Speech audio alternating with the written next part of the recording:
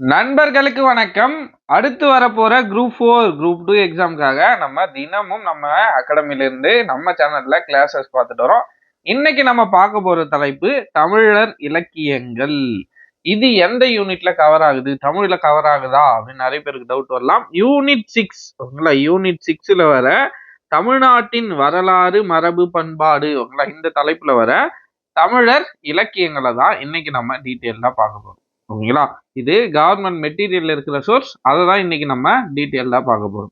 First பாருங்க, தமிழ் இலக்கிய வரலாற்றில் சங்க காலம் என்பது ஓகேங்களா, சங்க காலம் அப்படின்னு எந்த காலத்தை குறிப்பிடுறாங்கன்னா கிமு 300ல இருந்து கிபி 300 ஓகேங்களா, இதற்கு இடைப்பட்ட காலத்தை தான் என்னன்னு சொல்றாங்கன்னா சங்க காலம் ஓகேங்களா. சங்க காலத்துல இதை பண்ணாங்க, சங்க காலத்துல இதை செஞ்சாங்க அப்படின்னு நம்ம கூட சொல்லுவோம் பேச்சு வழக்குல. ஆனால் அது எந்த காலம்னு கேட்டா நிறைய பேருக்கு தெரியாது. அந்த எந்த காலம்னா கிமு 300ல இருந்து கிபி 300 வரைக்கும் ஓகேங்களா, அதுதான் என்ன காலம், சங்க காலம் அப்படின்னு அழைக்கப்படுது ஓகேங்களா.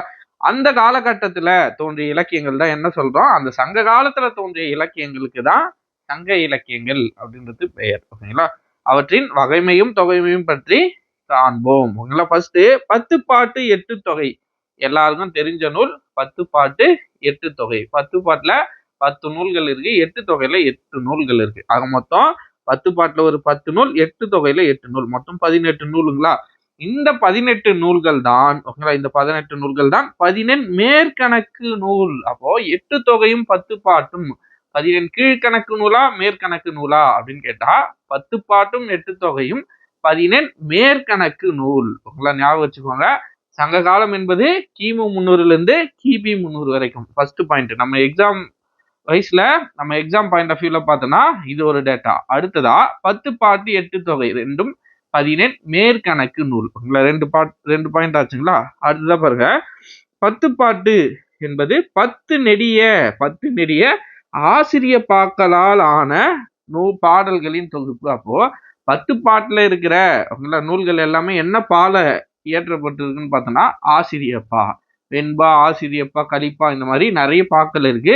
அதுல 10 பாட்டு என்பது 10 நெடிய ஆசிரியப்பாக்களால் ஆன பாடல்களின் தொகுப்பு. என்னப்பா, ஆசிரியப்பா. உங்களை ஞாபகம் வச்சுக்கோங்க. ஃபர்ஸ்ட் பாயிண்ட் சங்க காலம், அதோட கால வரையறை. அடுத்ததா 10 பாட்டும் 8 தொகையும் 18 மேற்கணக்கு நூல். 10 பாட்டுல எல்லாமே பாடல்கள் என்ன பால இருக்கும், ஆசிரியப்பால இருக்கும். அடுத்ததா 8 தொகைக்கு வரும். 8 தொகை என்பது 8 தொகுப்பு நூல்களின் தொகுதி. இவற்றில் ஒவ்வொரு நூலிலும் நூற்றுக்கணக்கான சிறியதும் பெரியதுமான பாடல்கள் உள்ளன.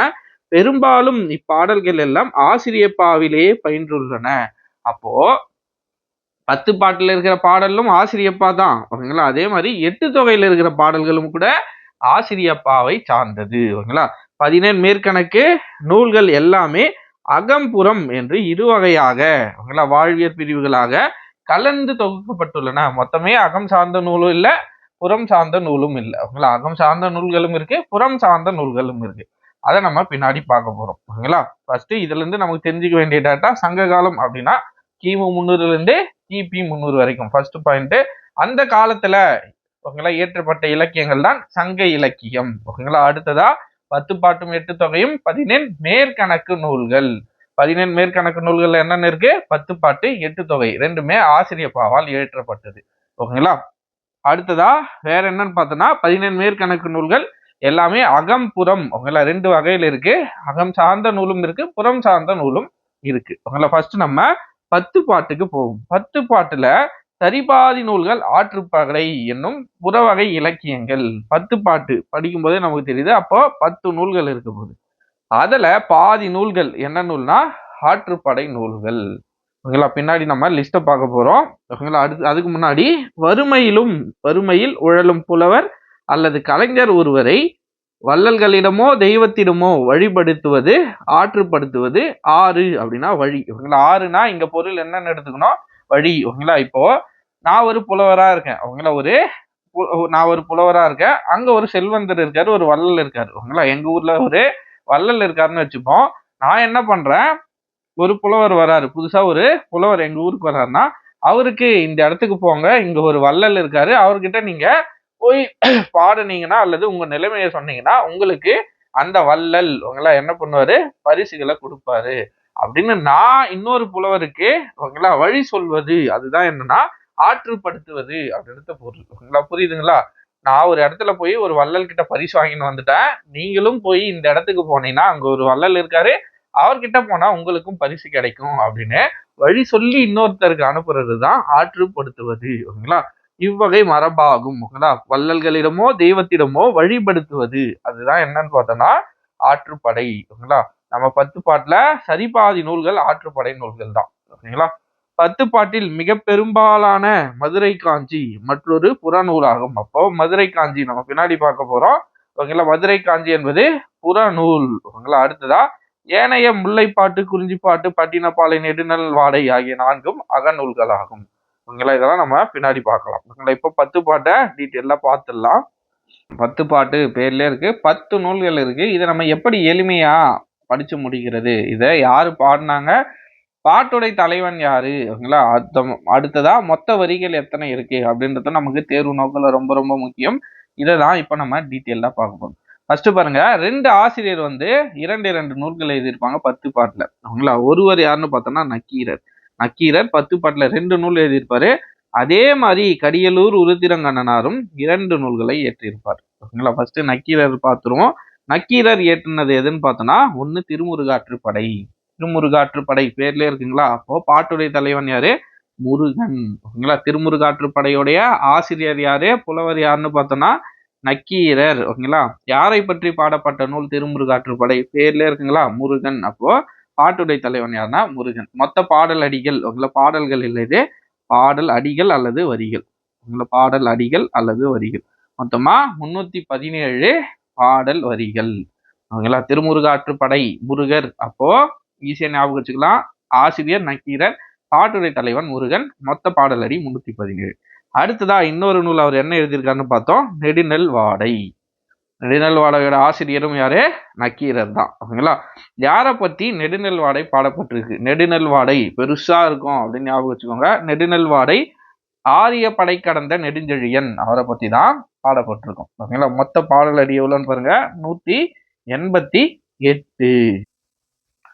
அப்போ நெடுநல் வாடையுடைய ஆசிரியர் யாரு, நக்கீரர். திருமுருகாற்றுப்படையோட ஆசிரியர் யாரு, நக்கீரர். ஓகேங்களா, திருமுருகாற்றுப்படை நெடுநல் வாடை ரெண்டத்தோட ஆசிரியரும் யாரு, நக்கீரர் தான்.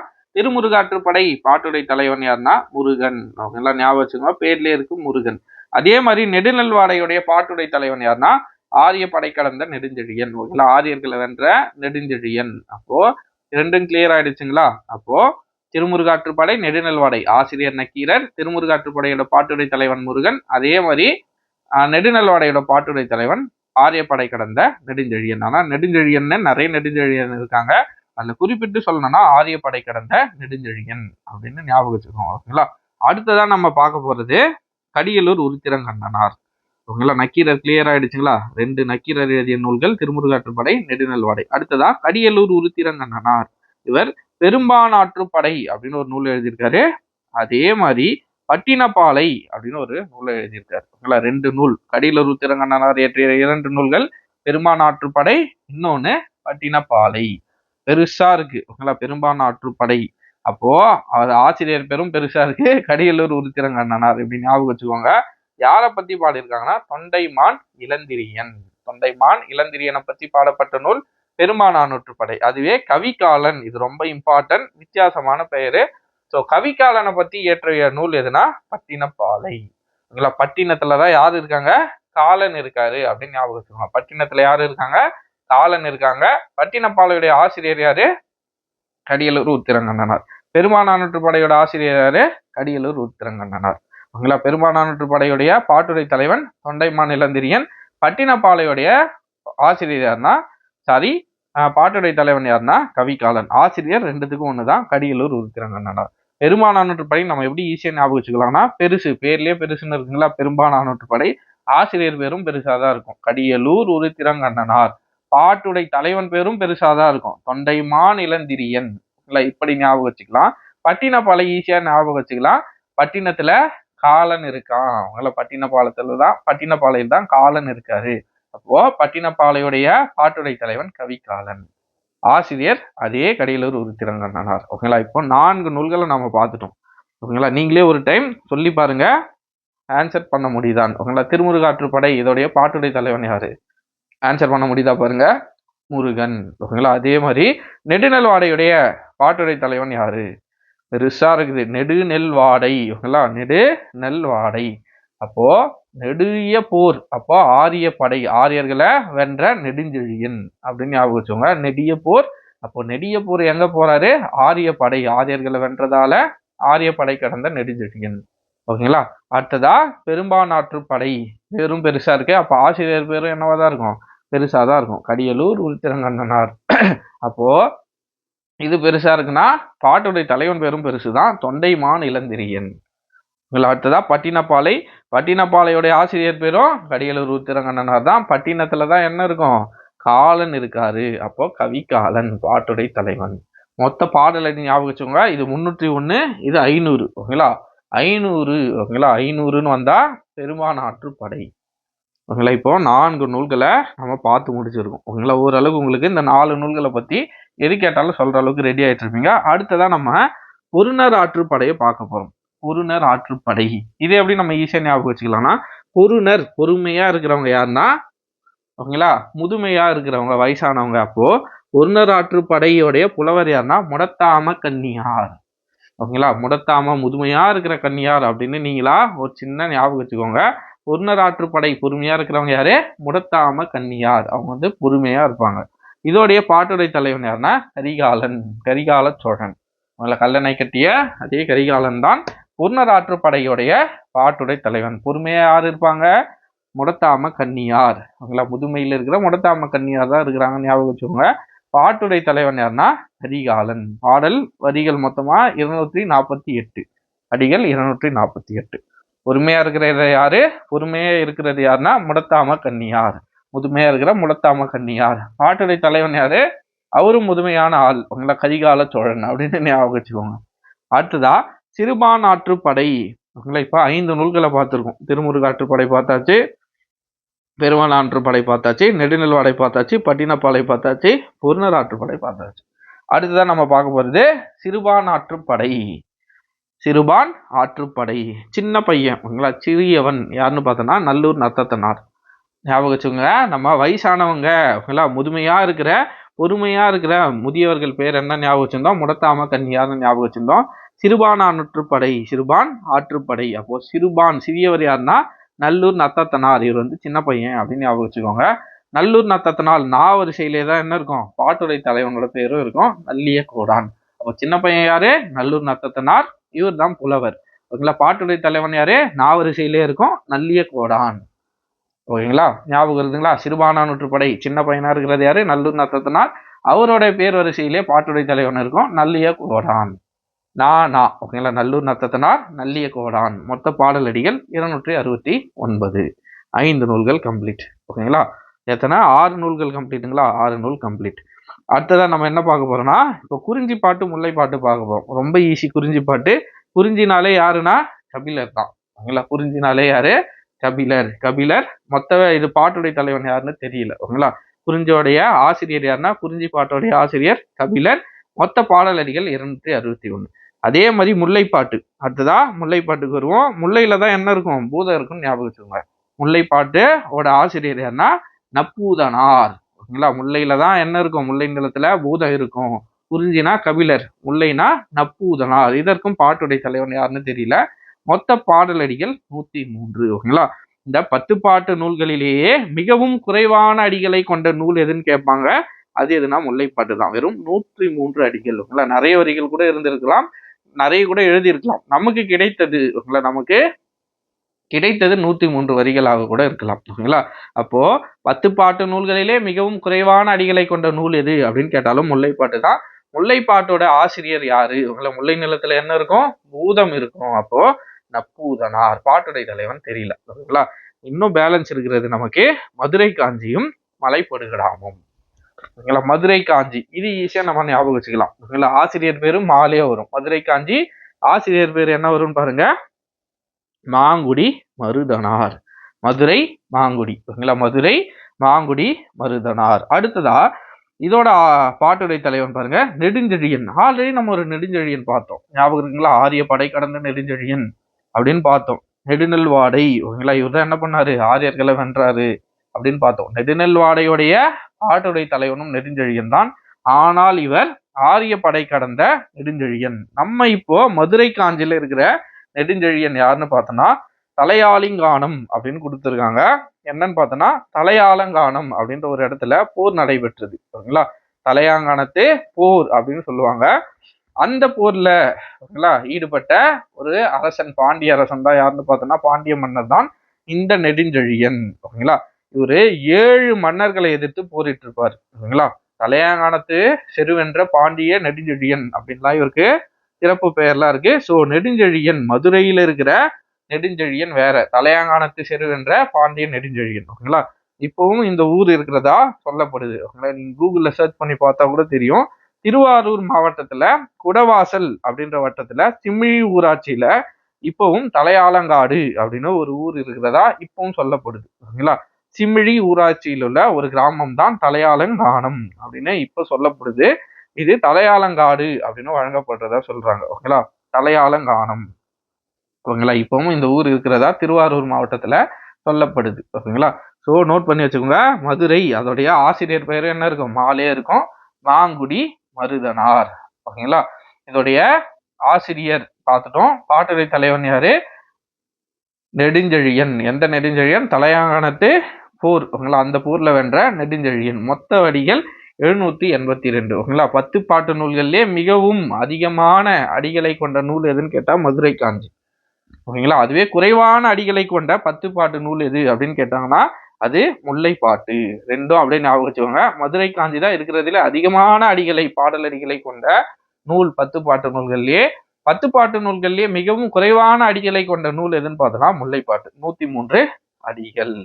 ஓகேங்களா, கிளியர் ஆயிடுச்சுங்களா? மதுரை காஞ்சியோட ஆசிரியர் யாரு, மாவரிசையில வரும். மதுரை மாங்குடி மருதனார். மதுரை காஞ்சி மாங்குடி மருதனார். பாட்டுடை தலைவன் நெடுஞ்செழியன். ஓகேங்களா, தலையாங்கானத்து செருவென்ற பாண்டிய நெடுஞ்செழியன். ஓகேங்களா, தலையாலங்கானத்து செருவென்ற பாண்டிய மன்னன். ஓகேங்களா, அடுத்ததான் நம்ம இன்னும் பார்க்காத ஒரே நூல் எதுனா மலைப்படுகடாம். ஓகேங்களா, இதற்கு இன்னொரு பெயரும் இருக்கு, கூத்தராற்றுப்படை.